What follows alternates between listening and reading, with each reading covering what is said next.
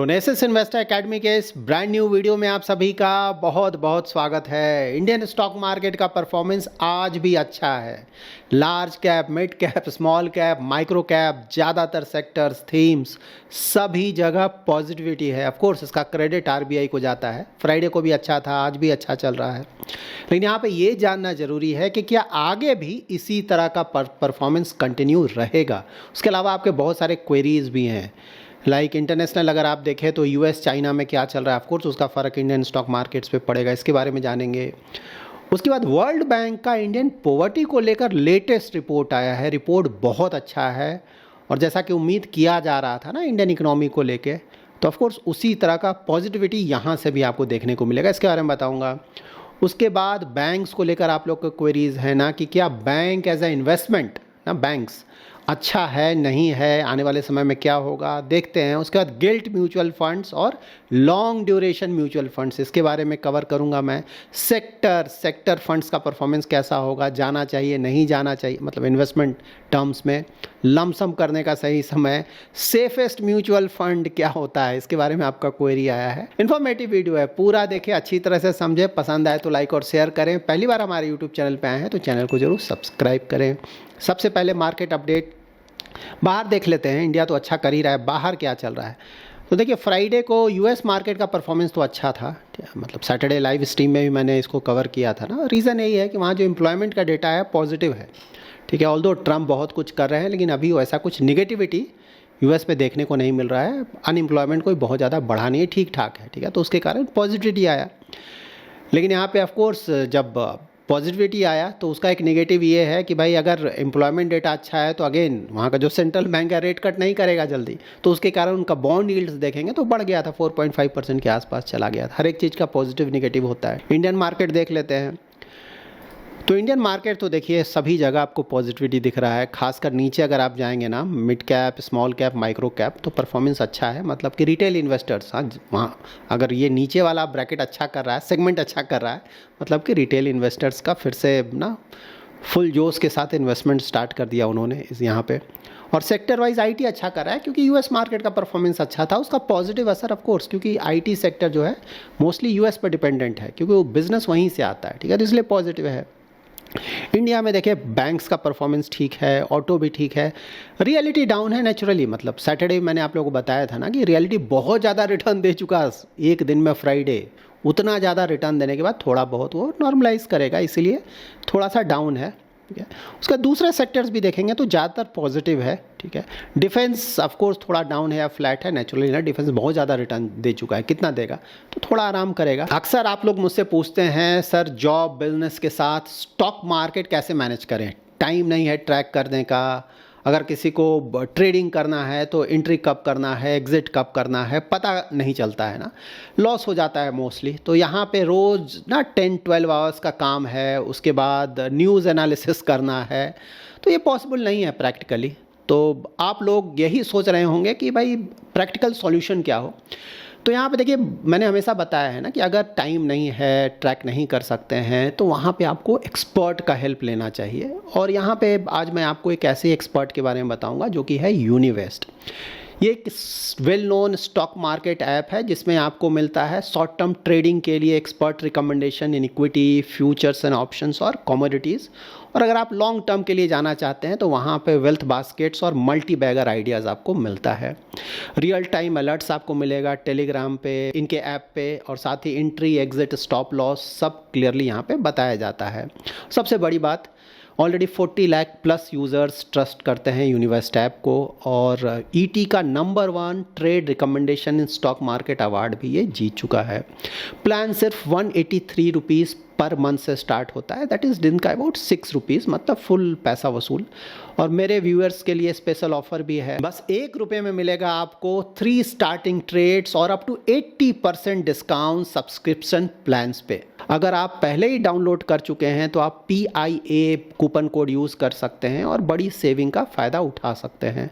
इसका लिंक मैं डिस्क्रिप्शन और कमेंट में शेयर कर रहा हूँ। डाउनलोड करें, स्मार्टली इन्वेस्ट करें और अपना फ्यूचर सिक्योर करें। यहाँ पे देखिए यूएस में अभी क्या चल रहा है, यूएस और चाइना ना वो 90 डेज़ का ट्रेड डील हुआ था, लेकिन उसमें फिर कुछ इश्यूज़ आए थे, उसके बाद ट्रंप ने बोला कि नहीं भाई चाइना सही से उसको पालन नहीं कर रहा है। उसके बाद चाइना ने ऑफ कोर्स आपको पता है ना पूरा वर्ल्ड परेशान है, क्योंकि चाइना ये जो रेयर अर्थ एलिमेंट्स है ना मेजर प्रोडक्शन वहीं से होता है। एक्सट्रैक्शन ऑलमोस्ट 60% चाइना ही करता है, फिर उसका रिफाइनिंग, ठीक है, रिफाइनिंग का जो प्रोसेस है वो 90% चाइना के द्वारा ही किया जाता है।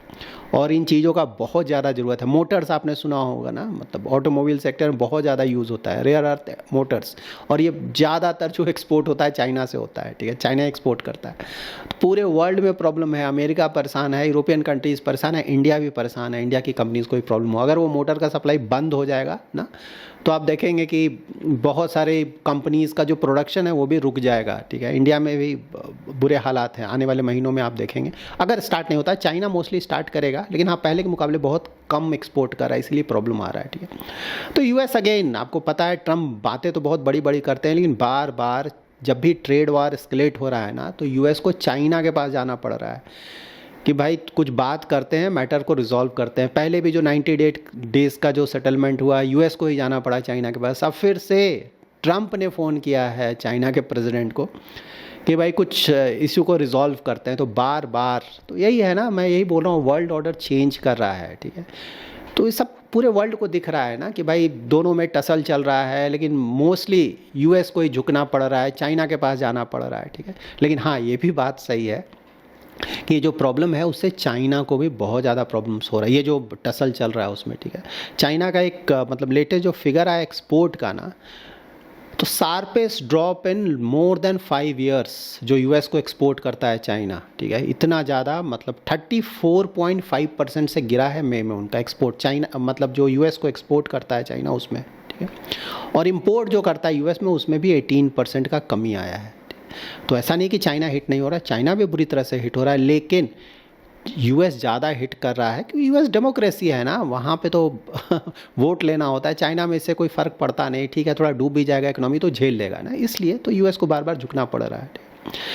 यहाँ पे यूएस में प्रॉब्लम क्या चल रहा है, देखिए मैंने पहले ही बताया था, जो टैक्स कट का बात चल रहा है ना वो स्टॉक मार्केट के लिए बहुत बड़ा पॉजिटिव होता है, ठीक है, हमेशा ध्यान में रखें। जब भी टैक्स कट मतलब होगा फॉर्मली तो आप देखेंगे स्टॉक मार्केट पॉजिटिवली रिएक्ट करेगा। यूएस का स्टॉक मार्केट बहुत बड़ा पॉजिटिव होता है। लेकिन प्रॉब्लम यहाँ पे ये है यूएस में कि ठीक है भाई आप टैक्स कट करोगे, लेकिन बाकी चीज़ें ना, क्योंकि वहाँ पे अगर आप फिस्कल डिफिसिट देखें तो बोला जा रहा है 7% के आसपास। तो यहाँ पे अगर आप टैक्स कट करोगे तो रेवेन्यू लॉस होगा, जिसके कारण जो फिस्कल डिफिसिट है और आपका थोड़ा बहुत बढ़ जाएगा, इंटरेस्ट पेमेंट आपका और बढ़ जाएगा, ठीक है। तो ये सब प्रॉब्लम होने के कारण ही शायद स्टॉक मार्केट कोई बहुत ज़्यादा पॉजिटिवली रिएक्ट ना करे टैक्स कट के बाद भी यूएस मार्केट्स, ठीक है, इसको इस तरह से देखें। और इंडिया में ऑफ कोर्स इंडियन मार्केट्स देखेंगे तो बहुत अच्छा ना, बैंक से रिलेटेड आप लोग का क्वेरीज आया था। तो देखिए बैंक का जब भी आप देखेंगे परफॉर्मेंस ना, तो interest rate cut 50 basis point का हुआ है, रेपो रेट कट, ठीक है।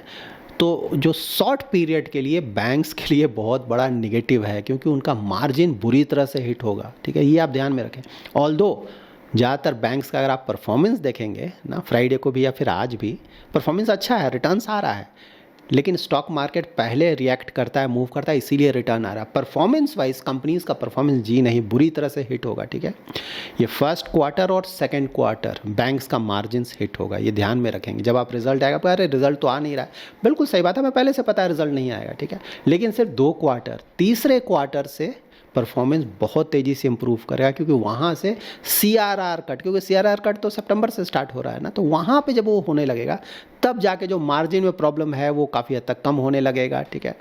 उसके बाद लोन ग्रोथ बढ़ने लगेगा, तो उसके कारण आप देखेंगे मार्जिन में इंप्रूव होगा और उनका प्रॉफिट भी इंप्रूव होगा, ठीक है। लेकिन स्टॉक मार्केट यही है, इसलिए मैं बार बार बोलता हूँ लास्ट मोमेंट का वेट नहीं करें कि इवेंट हो जाएगा तो मैं इन्वेस्टमेंट करूँगा, जी नहीं। स्टॉक मार्केट वैसे मूव नहीं करता है, पहले ही आपको रिटर्न देगा। अभी देख रहे हैं ना थोड़ा बहुत आपको रिटर्न दे रहा है, आने वाले समय में कुछ और रिटर्न देगा, और फाइनली जब इवेंट होगा तो आप देखेंगे अरे उस समय या तो मार्केट गिरा हुआ या फ्लैट है, या एटलीस्ट कोई खास रिटर्न नहीं दे रहा है। आप बोलेंगे क्यों नहीं दे रहा है, क्योंकि रिटर्न तो पहले ही दे दिया ना, मतलब फ्राइडे को आपको रिटर्न मिला, आज रिटर्न मिला, हो सकता है कुछ और दिनों में कुछ और रिटर्न आ जाए, तो ये सब आपको समझना होगा। इसलिए स्टॉक मार्केट लॉन्ग टर्म का गेम है, medium to long term. Invest करे, छोड़ दे, जब जिसको जो करना है मार्केट में करता रहे, मेरे को धीरे धीरे रिटर्न आता रहेगा। इस तरह से टाइमिंग के चक्कर में जाएंगे तो मोस्टली प्रॉब्लम होगा। लमसम अगेन अभी भी अगर आप वैल्यूएशंस देखें तो ज़्यादा है, खासकर मिड कैप स्मॉल कैप। तो मैंने हमेशा मेंटेन किया है ना 6 मंथ्स का STP systematic transfer fund. Large cap में भी जाना है तो या तो एसटीपी कर दें, या अगर नहीं आपको इन्वेस्ट करना है तो मे बी 3 ट्रांचेज में कुछ कुछ दिनों के गैप पे करें। इस तरह से ध्यान में रखें, एक साथ डालना अभी भी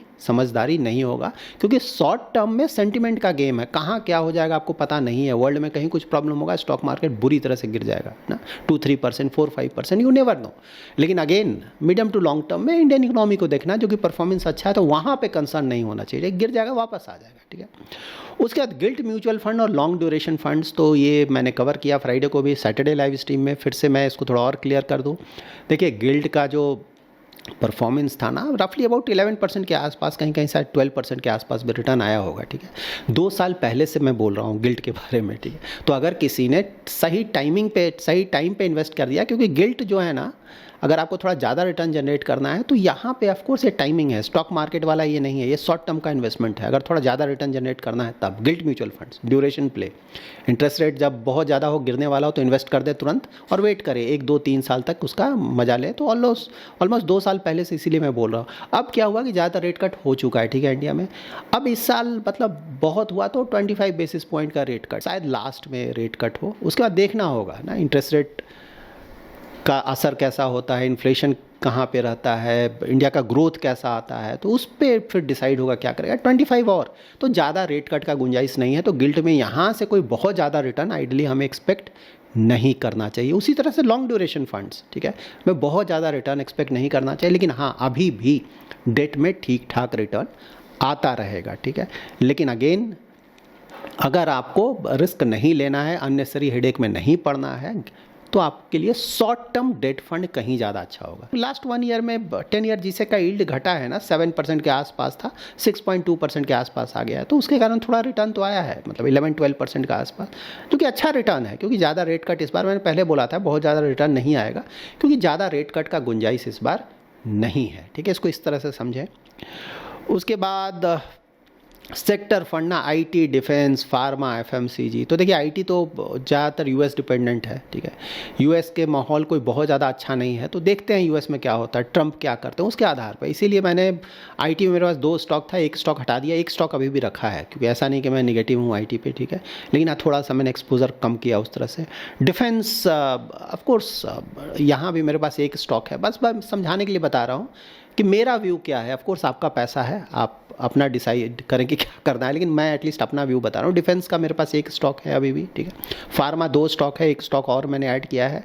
एफएमसीजी आप लोग का बहुत क्वेरी आता है, रिटर्न आएगा कि नहीं आएगा, इसका भी समय आएगा, सबका समय आता है, ठीक है ना। ये अर्बन कंजम्पशन थोड़ा पिकअप पकड़ने का उम्मीद है ना, टैक्स कट का बेनिफिट धीरे धीरे आएगा इंडिया में। उसके बाद ये जो इंटरेस्ट रेट कट है उसका बेनिफिट आएगा, इन्फ्लेशन कम है, तो बिल्कुल आप कंजम्पशन देखेंगे पिकअप पकड़ेगा। एफएमसीजी का परफॉर्मेंस वापस आएगा, क्योंकि रूरल परफॉर्मेंस तो ऑलरेडी आ रहा है, अर्बन नहीं आ पा रहा है, आएगा, यहाँ भी आएगा। मेरा लेकिन कोई एक्सपोजर नहीं है, क्योंकि यहाँ पे देखिए क्या होता है ना एफएमसीजी में, कि एक तो किसी तरह का कोई परफॉर्मेंस नहीं है, खास परफॉर्मेंस नहीं है, प्लस इनका जो वैल्यूएशन है बहुत ज़्यादा होता है, ठीक है। इसलिए मेरा कोई कंफर्ट यहाँ पे नहीं आता। लेकिन मेरा कंफर्ट नहीं, इसका ये मतलब नहीं कि ख़राब है, एफएमसीजी में भी आने वाले समय में परफॉर्मेंस आएगा, ठीक है। उसके बाद आप लोग का क्वेरी है सेफेस्ट म्यूचुअल फंड। तो देखिए सेफेस्ट म्यूचुअल फंड अगर पूछेंगे ना, तो होगा ओवरनाइट फंड को मैं बोलूँगा सेफेस्ट म्यूचुअल फंड, ठीक है। क्योंकि वहाँ पर जो इन्वेस्टमेंट होता है ना, तो वैसे सिक्योरिटीज़ में इन्वेस्ट किया जाता है जिसमें रेसिडुअल मैच्योरिटी है, सिर्फ 1 दिन का होता है, 1 दिन में मैच्योर हो जाएगा। तो वहाँ पे रिस्क, मतलब ऐसा तो बोला नहीं जा सकता है कि कोई रिस्क नहीं है, ज़ीरो रिस्क, ऐसा तो स्टेटमेंट यूज़ ही नहीं किया जा सकता है। लेकिन बोला जाएगा सबसे कम रिस्क अगर बोला जाए यहीं पे होगा, ठीक है। लिक्विड फंड से भी कम, लिक्विड फंड में तो 91 डेज के मैच्योरिटी तक का इन्वेस्टमेंट किया, यहाँ सिर्फ 1 दिन, ठीक है। और अभी रिटर्न्स देखेंगे एनुलाइज्ड, तो अबाउट 5 to 6% के आसपास का रिटर्न यहाँ जनरेट हो रहा है। उसके बाद आप लोग का क्वेरी आया था कंपनी वेटेज से रिलेटेड ना, कि तो देखिए वेटेज का मतलब ये हुआ ना, जैसे कि निफ्टी अगर आप देखेंगे तो निफ्टी में वेटेज अगर आप देखेंगे सेक्टर वाइज, तो फाइनेंशियल सर्विसेज का वेटेज है 37.60, ठीक है। तो जब फाइनेंशियल सेक्टर की जो कंपनीज़ हैं जिनका वेटेज ज़्यादा है निफ्टी में, अगर उनका परफॉर्मेंस अच्छा होगा तो निफ्टी पॉजिटिवली रिएक्ट करेगा। आप देखें निफ्टी ज़्यादा तेज़ी से ऊपर जाएगा। उसी तरह से आईटी का है 11.26%, ऑयल एंड गैस का है 10.24%, ठीक है।